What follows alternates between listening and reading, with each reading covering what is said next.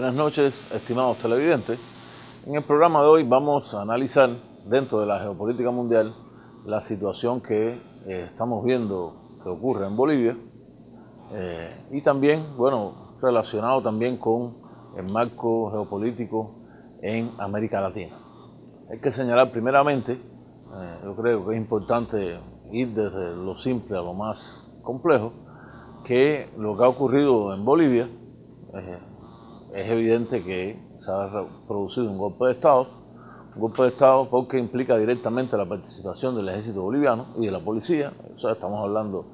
de manera general de las fuerzas de seguridad pública o los que intervienen como seguridad pública en la situación interna de cada país. Y en este caso, aunque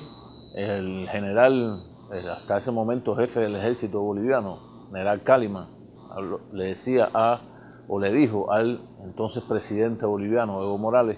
que le sugería que renunciara. Realmente es una sugerencia que viene de las Fuerzas Armadas, que realmente las Fuerzas Armadas en las democracias liberales no deben participar en absoluto. O sea, las Fuerzas Armadas están solamente destinadas a la defensa nacional, la defensa de la frontera, la defensa de los intereses de los países, pero no a intervenir en los asuntos internos, los asuntos políticos de lo que ocurre en, cada situación en particular. Por lo tanto, estamos en presencia, no hay la menor duda, de un golpe de Estado. Al respecto, hay que señalar también que esta renuncia de Evo Morales, una renuncia que consecutivamente se dio también en el vicepresidente, la presidenta del Senado, el presidente de la Asamblea Legislativa de Bolivia, prácticamente dejó un vacío de poder. Ese vacío de poder fue, llenado rápidamente por los, hasta ese momento, grupos que de una manera violenta estaban oponiéndose a ya no una nueva elección, ya no a que se produjera ese balotaje de las elecciones bolivianas, sino evidentemente se estaban oponiendo totalmente a cualquier participación del hasta entonces presidente de Bolivia, Evo Morales. O sea, estaban rompiendo de una u otra forma el orden constitucional elegido democráticamente en las urnas, que da como fecha de terminación del mandato del presidente boliviano el próximo mes de enero del 2020. Por lo tanto, hay golpe de Estado militar con características sui generis, pero es golpe de Estado, y a la vez hay rompimiento del orden constitucional que es asumido por la, la segunda presidenta del Senado boliviano, ante el vacío de poder creado. En este caso, estamos hablando de la diputada Áñez. Queda, también en entredicho. Es realmente muy llamativo que cuando se le va a entregar la banda presidencial, esa banda presidencial es puesta por un militar, es puesta aparentemente, aunque está de espalda, las imágenes que hemos podido observar, es el mismo general Kálima el que le pone la banda presidencial. O sea, el ejército le está poniendo la banda presidencial a una persona civil, lo cual una vez más nos hace tomar como conclusión y tomar como idea de que realmente el golpe de Estado es o fue evidente. Hay que destacar también que Evo Morales, obligado a renunciar, obligado ante las presiones, hay que decir, ante también el baño de sangre que prácticamente se empezaba a producir. Estaban quemando casas, le habían quemado la casa de su hermano, o sea, había presiones ya de tipos personales, presiones sobre sus seguidores, periodistas favorables a Evo Morales amarrados, canales de televisión atacados, alcaldesa llena de pintura, haciendo peligrar la vida de las personas, y evidentemente enfrentamientos también entre los partidarios de Evo Morales y sus opositores que estaban mayormente liderados por este personaje que sale a la luz en la política interna boliviana, Fernando Camacho, líder de los grupos santacruceños, grupos que ellos mismos se consideran racialmente blancos, grupos santacruceños que son de una u otra manera los poderes tradicionales o los poderes que la misma presidencia de Evo Morales a partir del 2006 había separado del poder político, la burguesía y la oligarquía boliviana, que a la vez habían sido afectados directamente por el proceso de nacionalizaciones que se había efectuado en Bolivia sobre el gas. En el caso de Fernando Camacho es uno de los afectados de ese gas. Sus grandes negocios, o sea, sus negocios familiares están vinculados al gas que se produce en Bolivia, y una nacionalización, lógicamente, digamos, lo afectó en su propio bolsillo. Por lo tanto, su actuación, aparte de, digamos, su posición reaccionaria, viene de una afectación económica. Y cuando hablamos de su posición reaccionaria, estamos hablando también de un personaje que, por lo que él mismo ha planteado, es un personaje, digamos, cercano a ideas racistas, o sea, opuesto a lo que él de una u otra manera ha considerado algo así como el poder indio, representado en Evo Morales, supuestamente utilizando también la Biblia, utilizando la figura de Cristo, la figura de Dios para los cristianos, cosa que normalmente los ejemplos que nos dan la historia más contemporánea es que cuando una persona utiliza la Biblia o Dios para fines políticos, realmente es para eso que lo está utilizando, para fines políticos, cuando en realidad es difícil que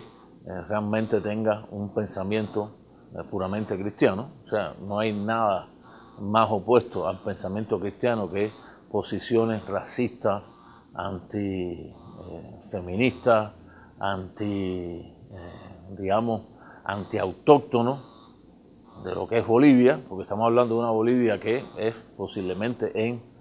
América Latina el país mayoritariamente indígena, amerindio, donde quechua, aymara y otras, digamos, naciones indias, pobladoras autóctonas de la India antes de la colonización, son mayoría, o sea, tienen más del 60% de la población, y no es extraño realmente que Evo Morales hubiese ganado 2 reelecciones con una mayoría, hay que destacarlo, de más del 60%, porque esos mismos grupos poblacionales identificados con un presidente por primera vez en la historia de Bolivia de origen amerindio, lógicamente votan por él. No tuvo en este caso una votación igual, está por ver cuántos por ciento haya tenido o no. El informe de la OEA realmente vamos a analizarlo, pero mínimamente fue un informe extremadamente apresurado, de que si habían irregularidades, pero igual no está analizando en un % mínimo de actas revisadas. No revisó ningún acta en Santa Cruz, y en Santa Cruz posiblemente en ese centro de la parte más reaccionaria de las clases desplazadas del poder político en Bolivia, fueron mayorías en contra de Evo Morales, y nadie ahí revisó un acta. Por lo tanto, está por ver hasta dónde puede haber habido irregularidades en ese fraude. Por cierto, hay que hablar de irregularidades porque en ningún momento, ni siquiera la OEA, en ese informe habló de un fraude electoral, porque en un país como Bolivia siempre, es nuestra opinión personal, siempre que haya una votación libre y abierta, la mayoría que va a determinar esa votación va a ser la población amerindia, que es la población mayoritaria dentro de ese conglomerado, digamos, de nacionalidades que hoy son bolivianos, lógicamente bolivianos que vienen del Estado Nacional Boliviano Contemporáneo, que a la vez viene de la independencia hecha por Bolívar en nuestra América hasta ese territorio, y que de una u otra manera hoy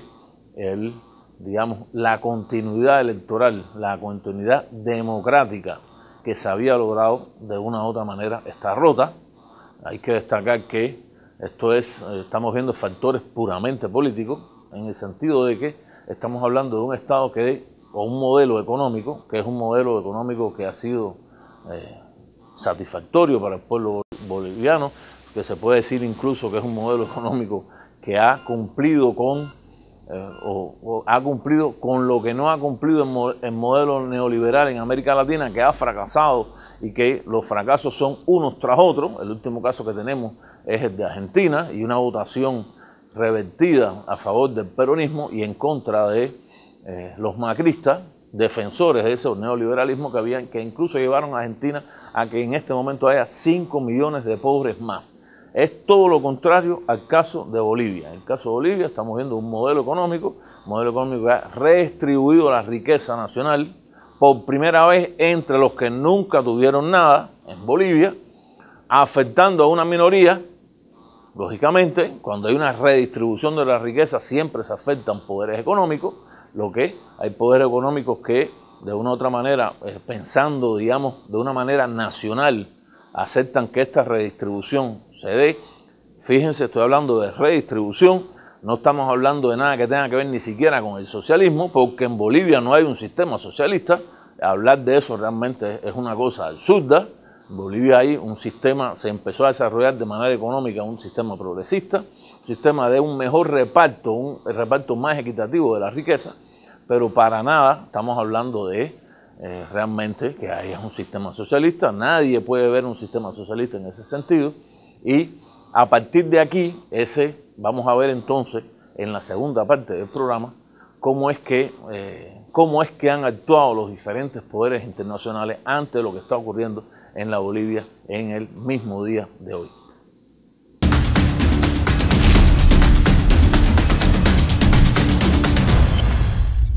Continuando con la parte anterior,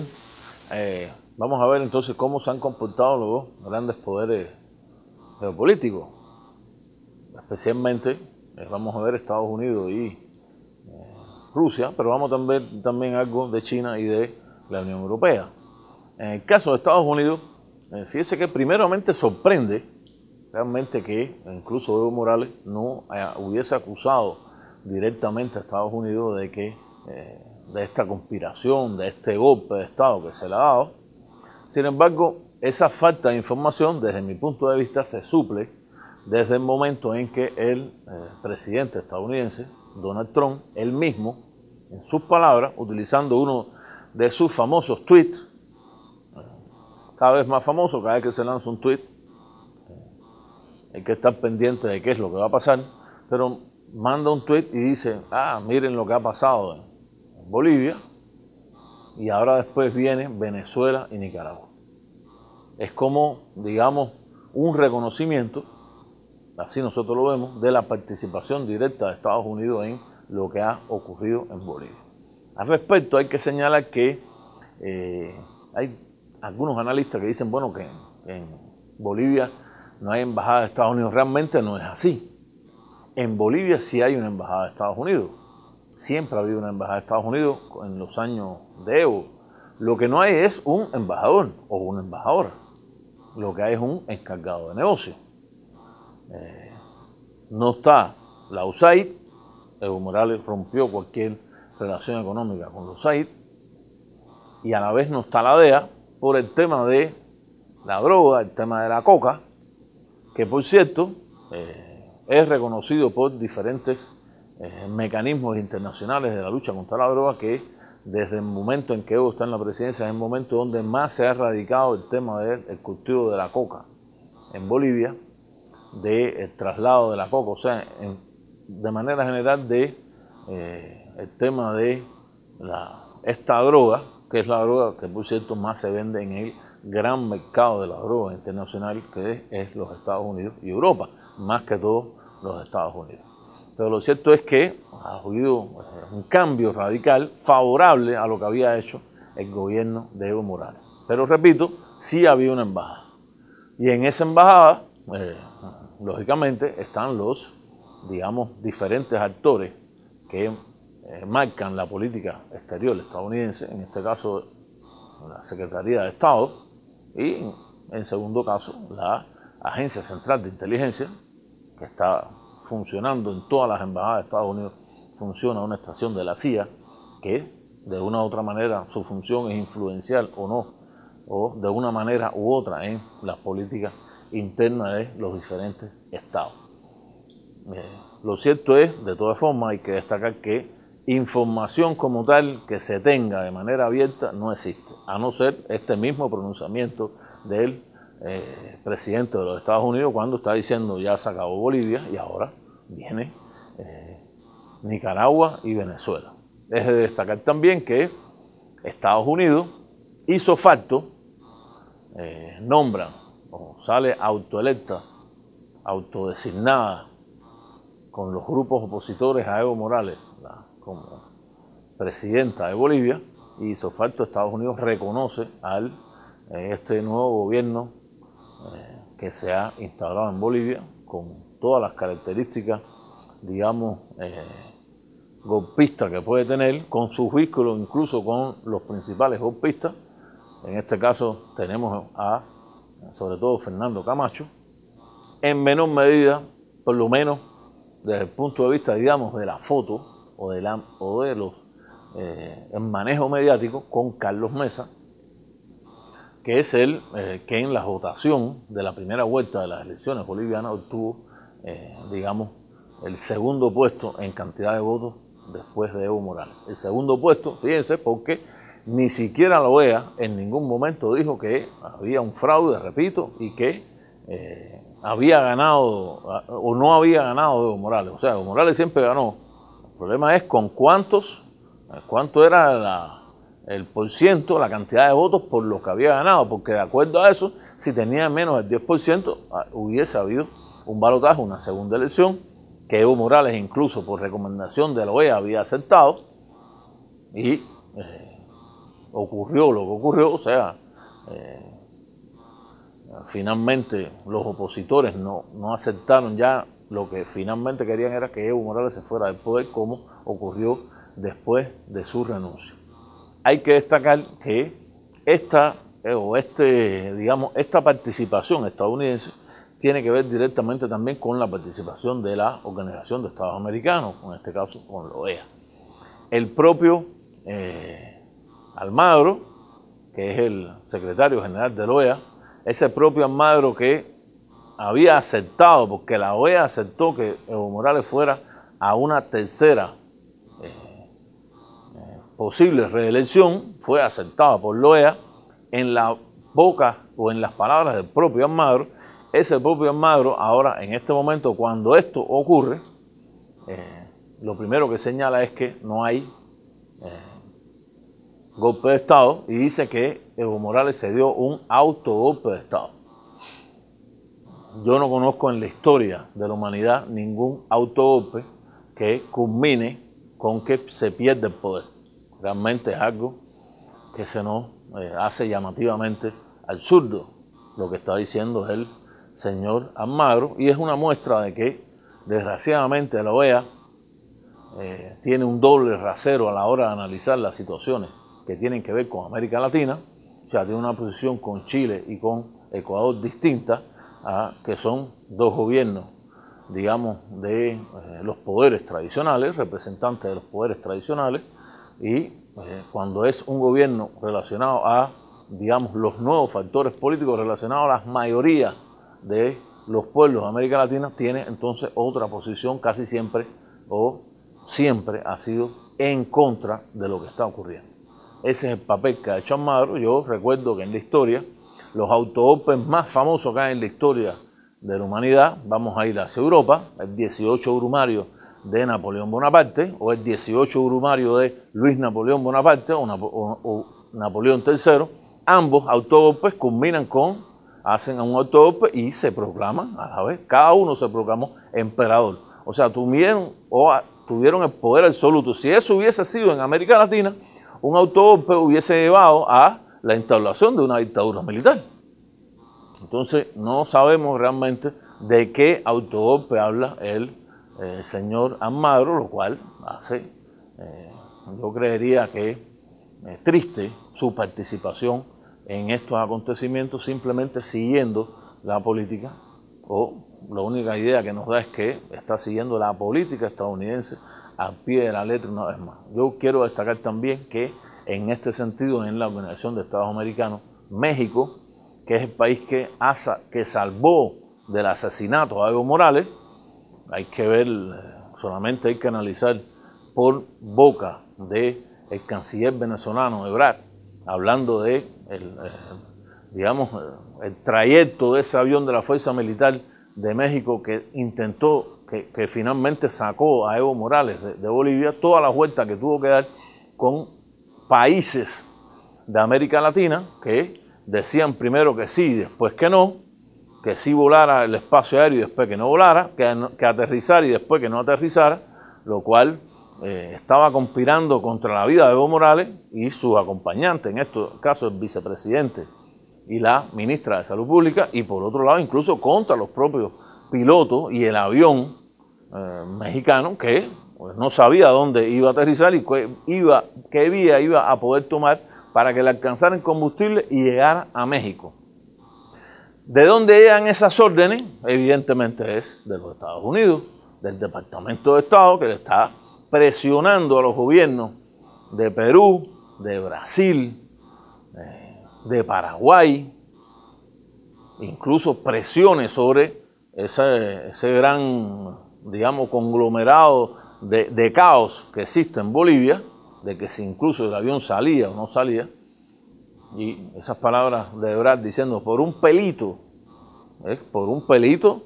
hubiese posiblemente habido una tragedia y un asesinato que hubiese, a ver, dónde hubiese llegado este mundo y que hubiesen dicho entonces las fuerzas o los diferentes factores internacionales de qué era lo que estaba pasando. Hay que destacar que desde un primer momento Rusia ha planteado de que lo que es evidente, esto ha sido un golpe de Estado, es verdad que existen intereses, hay intereses de Rusia, hay incluso grandes acuerdos comerciales firmados. Rusia le ha vendido armas a Bolivia para armar al propio ejército boliviano, ese mismo ejército boliviano que le ha dado, que ha sido partícipe directo en el golpe de Estado contra Evo Morales, pero realmente está apoyando algo que la mayoría de la comunidad internacional, la mayoría de los que de una u otra manera consideramos que no puede ser roto un proceso democrático, porque la rotura de un proceso democrático trae consecuencias que muchas veces son ni siquiera imaginables, puede ser efectivo. La Unión Europea ha planteado ya de una manera también, yo diría triste, que acepta que a ese gobierno, o sea, reconoce el gobierno instaurado y dice que lo reconoce para que no haya un caos. Realmente es, repito, es triste esa posición de la Unión Europea, la Europa democrática, esa propia Europa democrática se contradice en su accionar, se contradice cuando relaciona lo que ocurre hoy en Venezuela, lo que ocurre en Nicaragua, o lo que puede ocurrir en otras partes del mundo cuando está reconociendo a un gobierno golpista. No se puede reconocer a un gobierno golpista para llenar un vacío de poder. El vacío de poder lo puede llenar el mismo pueblo, lo puede llenar la Asamblea Boliviana, lo puede llenar el Senado boliviano que está ahí y que están sus integrantes, mayoritariamente del movimiento del socialismo, que es el partido o el movimiento de Evo Morales, que tienen la mayoría. Y está por ver incluso qué es lo que va a pasar entre esa contradicción que existe entre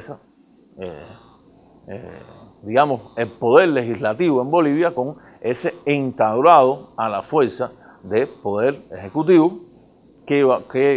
hasta dónde va a llegar, cuál es el índice de su enfrentamiento, e incluso está por ver también, esto lo veremos en estos días, cuál será entonces el futuro papel de Evo Morales, hoy en México, como exiliado político, pero que está teniendo una participación directa en los acontecimientos que se están desarrollando ahora mismo en el país andino. Muchas gracias por su atención y nos vemos en un próximo programa. Gracias.